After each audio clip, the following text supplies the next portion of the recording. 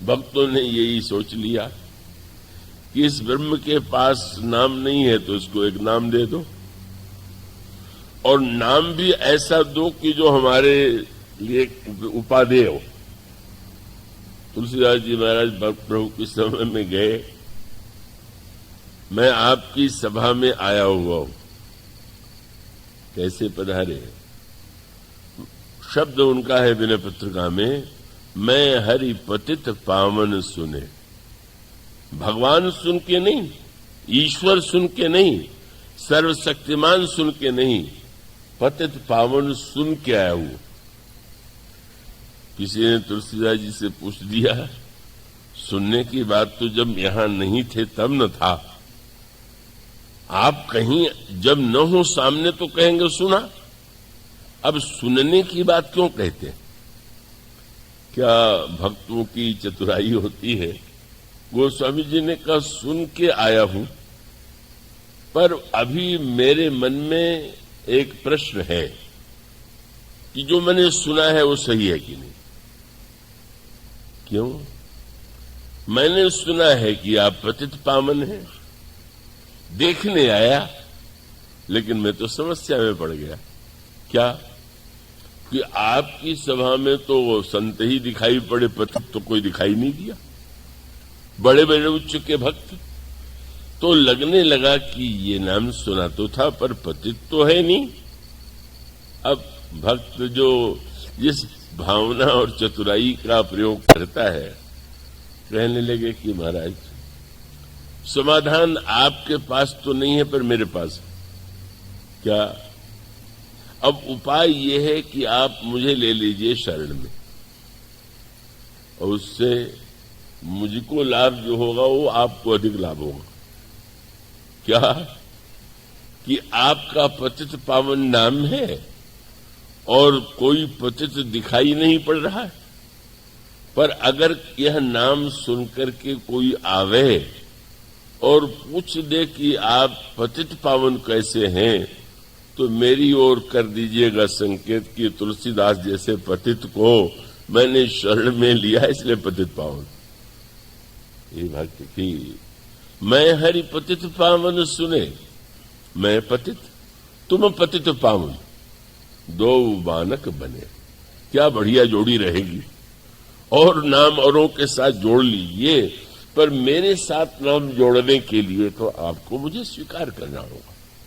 इसलिए भक्त शास्त्र का जो ईश्वर है वो अवतरित होता है, और भक्त की भावना के अनुकूल ही जो नाम रख दे वो नाम स्वीकार कर लेता है, जो रूप दे दे वो रूप स्वीकार कर लेता है, जो गुण दे दे वो गुण स्वीकार कर लेता है।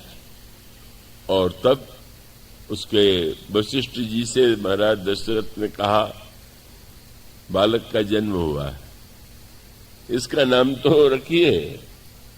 तो वैसे तो ब्रह्म का कोई नाम ही नहीं था, अब इस बालक का नाम रखना है, तो वशिष्ठ जी ने रखा। तो उन्होंने ये कहा कि भाई ये तो या तो इसका कोई नाम नहीं, और अगर नाम है तो चाहे जो नाम, इनके नाम अनेक अनूपा, अनेक नाम, सब नाम अनोखे, चलो मैं एक नाम रख देता हूं राम। इस तरह से भक्तों ने, पहले दशरथ जी ने मनु के रूप में भगवान को रूप दिया। तपस्या करने के बाद जब ब्रह्म व आकाशवाणी हुई, तुम दर्शन चाहते हो पर किस रूप में चाहते हो, तो उन्होंने रूप दे दिया, जो स्वरूप बस शिव मन माही, यही कारण मुनि जतन कराही, जो वसुंध मन मानस संसार, देखें हम स्वरूप। भगवान को रूप मिल गया। वशिष्ठ जी ने भगवान को नाम दे दिया, जो नाम रहित था, जो रूप रहित था, उसको नाम भक्तों ने दिया, उसको रूप भक्तों ने दिया, और गुण भी भक्तों ने ही दिया। वह तो अगुण था, लेकिन भक्तों में मानो स्वयं जो अनेक गुण हैं, वो गुणों को ही भगवान की सेवा में लगा देते हैं, और वह निर्गुण सगुण हो जाता है। और तब भगवान कैसे होंगे? आप जैसे होंगे।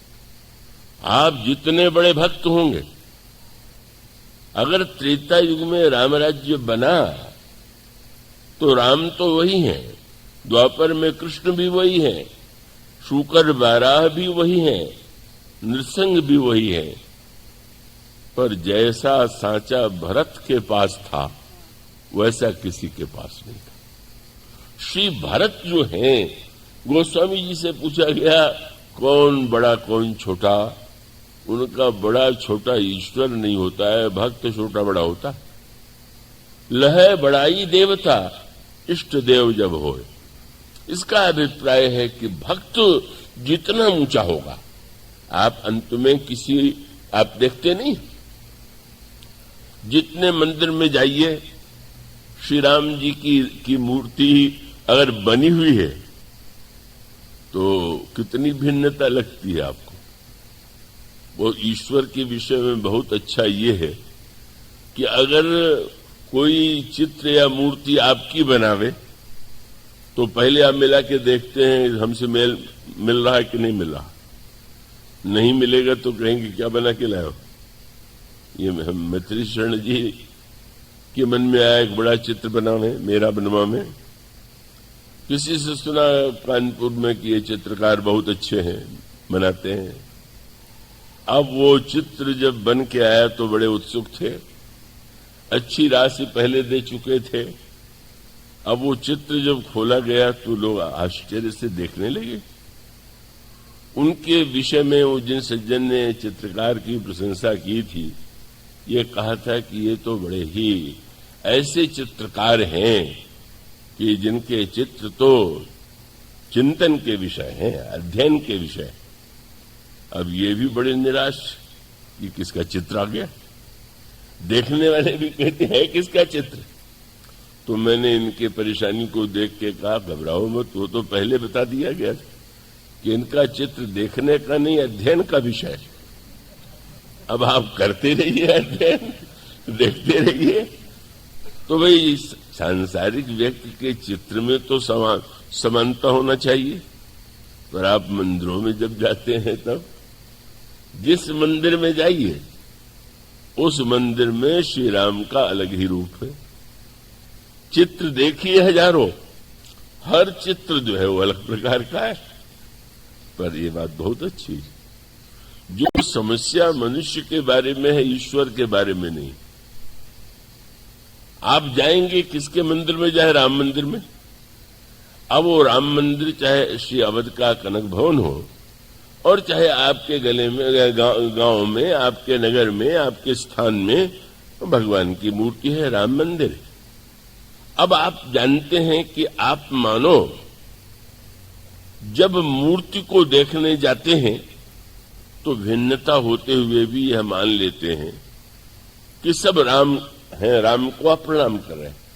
लेकिन आपको अंतर लगता है कि नहीं? लगता है। किसी मूर्ति को देख करके आप कहते वाह बहुत ही सुंदर मूर्ति है, बहुत आकर्षक मूर्ति है, और किसी मूर्ति को देख के प्रणाम तो कर लेते हैं लेकिन कहते हैं कि कुछ पता नहीं कहां से ले आए, वो बहुत सुंदर तो नहीं है मूर्ति। और ऐसी मूर्तियां भी बनती हैं कि जो बिल्कुल किसी मूर्ति को देख करके भाव उमड़ता है और किसी मूर्ति को देख करके भाव नहीं उमड़ता। प्रणाम आप भले ही कर लें पर वो आकर्षण, किसी मूर्ति में आपको बड़ा आकर्षण होता है, देखते ही रहने का मन होता है।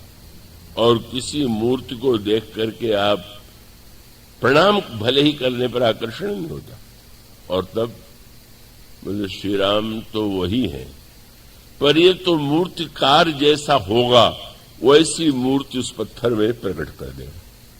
और उसका अर्थ क्या? ब्रह्म पत्थर है, और जो भक्त जितना बढ़िया मूर्तिकार होता है वैसे सुंदर भगवान को निकालता है, प्रकट करता है। सब श्री राम है, लेकिन राम में तो अंतर होगा। महर्षि वाल्मीकि ने श्री राम का वर्णन किया, गोस्वामी जी ने श्री राम का वर्णन किया, बड़ा अंतर है, बहुत से अंतर है। जो समझते नहीं वो कहते हैं कौन सही है कौन गलत है। आप किस मंदिर के लिए कहेंगे कि यही श्री राम की सही मूर्ति है और सब नकली? क्या कोई भगवान श्री राम का ऐसा चित्र आपके पास है क्या कि आप निर्णय कर सकेंगे ये सही है कि गलत है? इसका अर्थ यह है कि वस्तुतः भक्त जितना बड़ा होगा, उसकी भावना, उसका प्रेम, उसके अंतःकरण का जो अनुराग है, वैसा ही ईश्वर वो प्रकट करेगा।